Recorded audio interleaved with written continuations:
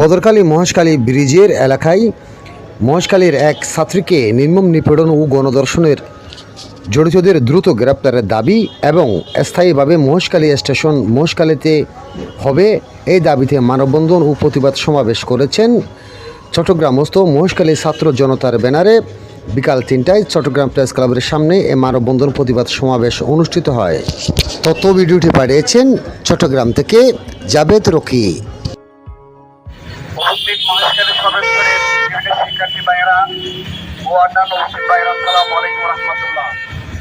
আমরা ইতিমধ্যে জেনেছি মহেশখালীতে গত ৫ তারিখ মহেশখালী ঢুকতে যে বদরখালীতে আমাদের যে বোনকে গণধর্ষণ করা হয়েছে, আমরা এর প্রতিবাদে আমরা এখানে মানববন্ধন করেছি।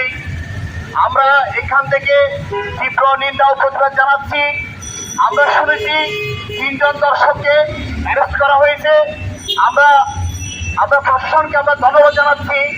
আমরা আরো দাবি জানাচ্ছি যারা সেখানে দর্শনে ছিল 2 জন 4 জন 8 জন আরো অনেকে যে বন্দী পড়েছে এবং সবাইকে যেন গ্রেফতার করা হয় এবং তাদেরকে দৃষ্টান্তমূলক শাস্তি প্রদান করা হয়, আমরা সেই প্রত্যাশা কামনা করি। আরেকটি কথা, আমরা শুনেছি আমাদের সেই মহেশখালী পশ্চিম প্রান্তে নিয়ে গেছে। এই কাজ তাই হয় অতীতের মতো যেমন আবার পুরো প্রান্তে বদরকালী ব্রিজে না যায় রাখি এবং আর কোন বোনকে অনেকক্ষণ দর্শের শিকার হতে না হয় আমরা এখান থেকে তীব্র নিন্দা জানাচ্ছি। আমি উত্তর দক্ষিণে স্থায়ীভাবে যাতে স্টেশন স্থাপন হয় আমরা সেইভাবে এখান থেকে রাখতেছি। সাথে আমি 3টা পয়েন্ট বলে শেষ করবো।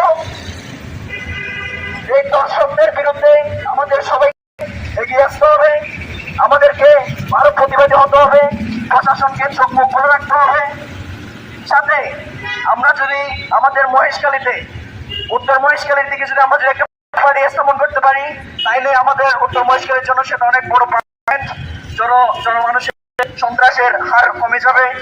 তারপর হচ্ছে আমরা কিছুটা হলেও আমরা উপকার হবো। আমি এখানে শেষ করলাম। এই পর্যায়ে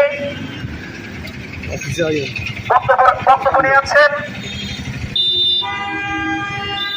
বাংলাদেশ ছাত্র শিবির